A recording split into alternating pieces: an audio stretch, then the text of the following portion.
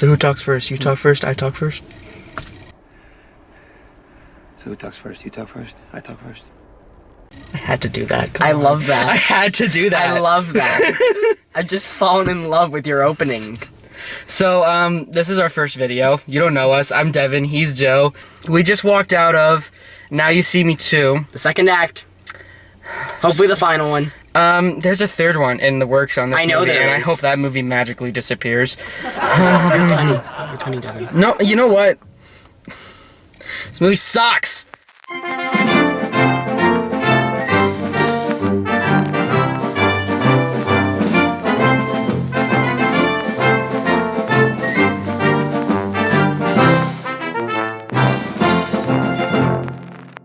Okay, so, did you like the first Now You See Me? I did like the first. It's a guilty pleasure for me. It's a guilty pleasure. I thought it was mediocre, but it's a movie. It's a movie. It's a good movie. This movie has no idea what it wants to be. It doesn't know if it's a heist movie. It doesn't know if it's an action movie. It doesn't know if it's a mystery. It doesn't know if it's a comedy. Mark Ruffalo literally is sleepwalking through this fucking movie. The worst performance of his career. And this movie, the worst sin of all of this movie is it is a summer blockbuster and it is not fun. It is so boring. Ha! So, I felt that for the first 20 minutes, I was with it. It kept to the roots of the first Now You See Me, and I was going with it. Right at the point where they escape the big octa showing, and they're up on the roof, and they go through the tube, and they end up in fucking China, that's where this movie lost me. Because then I was like, how the fuck did they get to fucking China? Which the explanation, actually, I didn't like either. I don't even remember what the explanation was. But no, Daniel Radcliffe's pictures on the plane, though. Daniel Radcliffe wasn't necessary in this movie. Daniel Radcliffe... His whole character could have been written out, be fine. Every new character in this movie could have been written out. And where the hell did Michael Caine come from out of anywhere? Like... No, that I was okay with that. Because, literally, you can write out Daniel Radcliffe and Michael Caine's the villain. Yeah, but I felt like we didn't need both of them. It was one or the other. That's a good point. Exactly, that's my point. And each of the characters can be written out. And Morgan Freeman at the end. That plot twist came right out of nowhere. Morgan Freeman's suddenly on their fucking side and part of the eye. The most fun I had in this movie, though, in the beginning of this movie, Morgan Freeman's in prison, and in my head, I'm thinking, Red is back in Shawshank, Red is back in Shawshank. That's fun. And that made me happy for like a total of 2 minutes, because this movie fucking sucks. That's true. He did get really happy and tap my shoulder and say Shawshank Redemption. There is no structure to this movie. Characters are flat. The dialogue is crap. All the comedy misses. You had me at hell. Oh my god, that was such a bad line. That doesn't even make sense. I know. But we're gonna bring hell to the horseman. You had me at hell. The only redeemable thing I can say about this movie, and I literally mean the only thing, is Woody Harrelson's performance is kind of over the top and extremely watchable. But his whole twin brother movie really sucks. And you know what's funny? What? The guy who directed this movie directed G.I. Joe Retaliation and Gem and the Holograms. This is his best film. That's sad. That is fucking sad. This movie doesn't even feel like a film. I didn't feel like I watched anything. Just a sequence of events with bland characters going from point 1 to 2 to 3 to the end. And the ending had no substance. This movie has no substance. There's nothing. It's just a series of events for 2 hours. I seriously, though, still can't process how the first movie, even though, as you said, it was mediocre, not the best movie, it has its issues. It's a mystery. It has a genre. This movie has no fucking genre. No, but what bothers me, though, is how this movie was a magic movie. How they did tricks, they had a reveal, yet it was still intense, and all intents and purposes, a thriller, correct? Yeah, mystery thriller. Okay.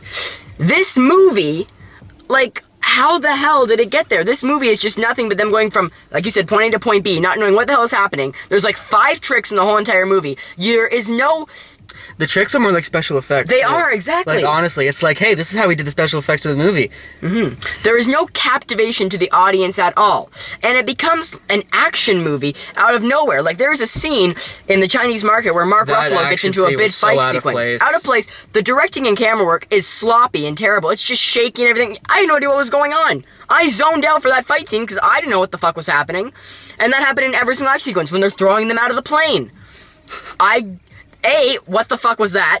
B, I had no idea what was going on because the camera work was shaking everywhere. I just lost interest and I zoned out for that part. And I didn't zone back in until they were all thrown out of the plane and the door was closed. This was literally one of the worst movies of the year. And it's probably going to make our top 10 list, which we will do in December. Yeah, it's going to make mine. The only movie I can think of, actually, that I saw that I thought was worse was Mother's Day. That was really bad. That movie's bad. Don't. Nobody see Mother's Day. Don't. It's fucking racist. It is. And it makes homophobia look okay.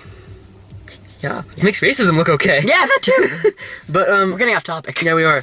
Okay, my letter grade. This movie, I kind of want to give it a D- for Woody Harrelson's over-the-top performance, but the thing is, it still doesn't make the movie watchable, so I'm giving it a big fat fucking F. Big fat fucking F? It is not a good movie. Not a good It is a fail. Don't give you money to see this. I know there's a third one in the works. Make that movie disappear. Make this bomb. This movie sucks. It does. I will 100% agree with you, Devin. I think I went out of focus when I did that. You're just so captivating that we can't focus on you all at once. Shut up. Such a wonderful personality all around. I'm going to actually be a little nicer than you because, like I said, I enjoyed the first 20 minutes of the movie. I did. There were a few one-liners. Before I give my grade, though, I just want to point out that Woody Harrelson's twin brother in this film fucking pissed me off. I thought that was so stupid, so not needed. No, that's my only positive with the film. Really, that was one thing I didn't expect. And Woody Harrelson's performance is a little over the top, but not too much to take you out of it. So that was the only fun part of the movie for me. The only good part of the movie was for me was seeing Jesse Eisenberg in something decent as a role that he was playing after Lex Luthor. Dude, this movie was worse than Batman v Superman. Oh, I'm sorry, but his performance was better than his Lex Luthor performance. Okay, but this movie was worse. Yeah, I'll agree with you. But my gosh, was Eisenberg, Eisenberg was the thing that kept me in that movie. Mm-hmm. So what's your grade? My grade is a D.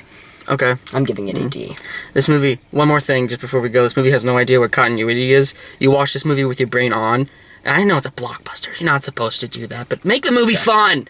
And if you watch this movie with your brain on, you will catch so many problems. It's not even funny. I read a review on Rotten Tomatoes actually yesterday. This movie has a 40%. I don't get that either. I'm amazed at that. Ugh. But I was reading some reviews on Rotten Tomatoes yesterday to get myself ready before we went to go and see the movie. And someone said, just turn your brain off for 2 hours, and it's the only way the movie will actually make sense to you.